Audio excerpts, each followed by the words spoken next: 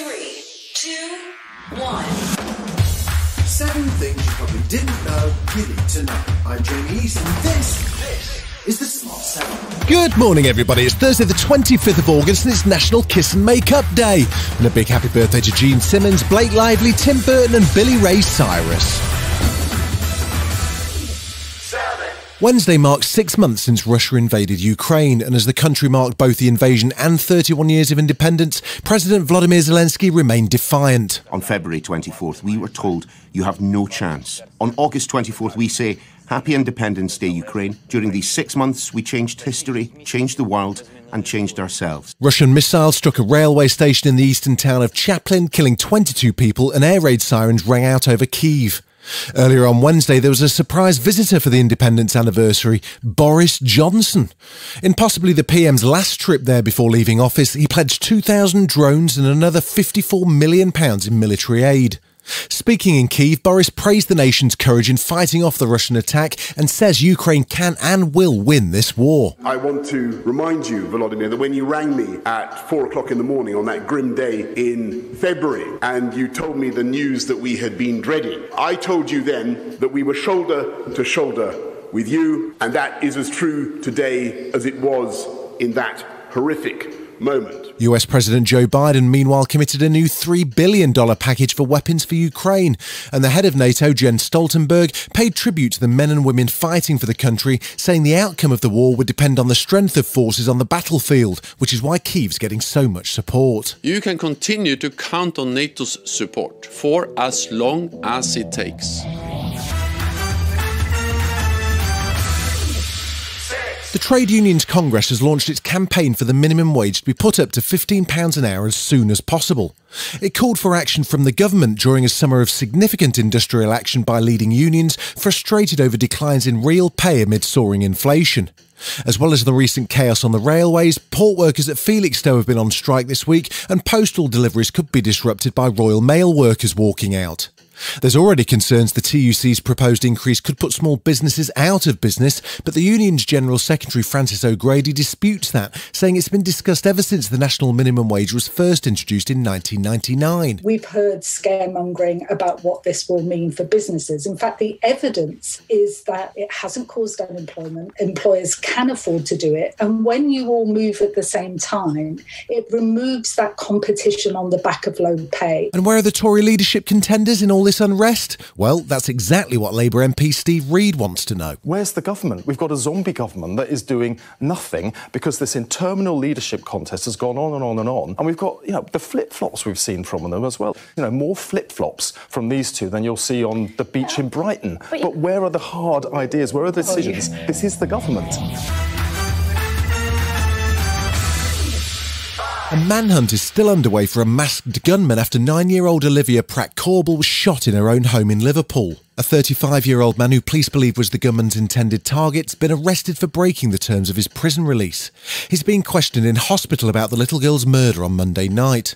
Defence Minister James Heappey called it shocking and urged the community to come forward with any details. Lots of people saw parts of what unfolded in Liverpool, and the police need those people to understand that those who kill 9-year-olds need to be brought to justice, and the information that they hold, no matter how fearful they may be of sharing it, could be key to achieving some justice for Olivia and her family. The US is heading towards the midterm elections in November, but since the Roe v. Wade decision by the Supreme Court, there's been a shift in the mood of voters.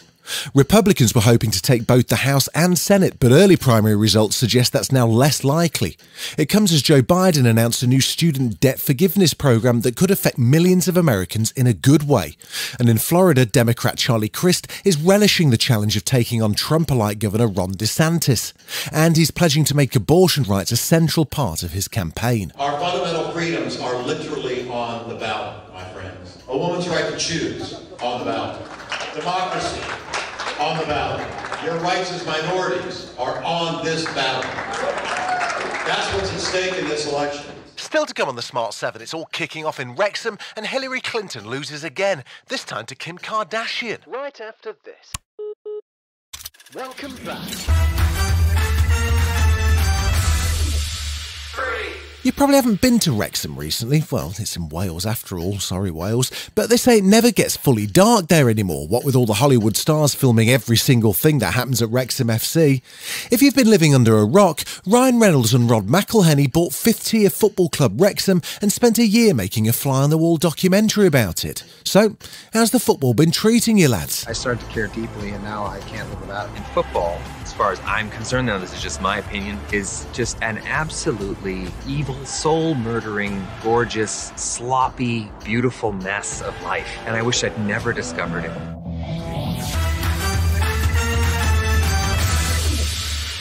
Spider-Man's Andrew Garfield's been defending method acting, saying it's a process about living truthfully, and he's bothered by the misconception about it. All right. The 39-year-old says those that claimed the practice was bullshit just didn't understand what it was.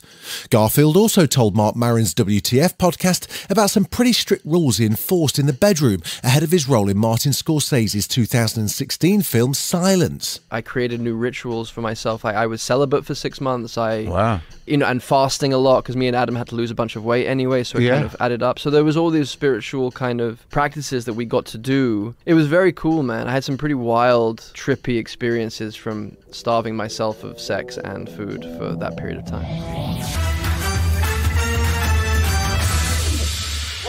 Hillary Clinton suffered yet another bruising defeat, not in a US election this time, but in the battle of whose legal knowledge is better, hers or reality star Kim Kardashian's. In an episode of her upcoming Apple TV Plus series Gutsy with her daughter Chelsea, the former Secretary of State faces off with Kim K in a general legal knowledge quiz. The TV personality and American socialite's currently studying for the bar, but Clinton used to be a lawyer and so refused to admit that she actually let her win. Oh, it was heartbreaking. Oh my gosh. But I think it's also just needs to work on her reaction time, Sandra. It was like sometimes I could see my mom knew what the answer was, but she wouldn't hit the buzzer in time. Well, I was also really intrigued by how well she did. I wanted to put the spotlight on her. Not that she needs it, but she's worked really hard to get that.